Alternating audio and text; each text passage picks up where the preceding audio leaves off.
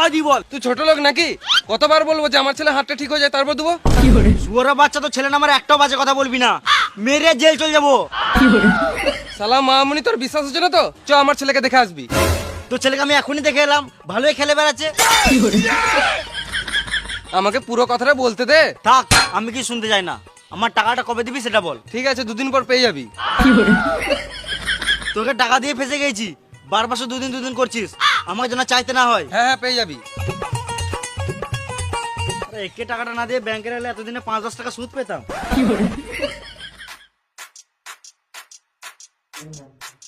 কখন 2 দিন তো হয়ে গেল, আমার টাকাটা দে। ও তোর টাকাটা না, আমি তো বলেছিলাম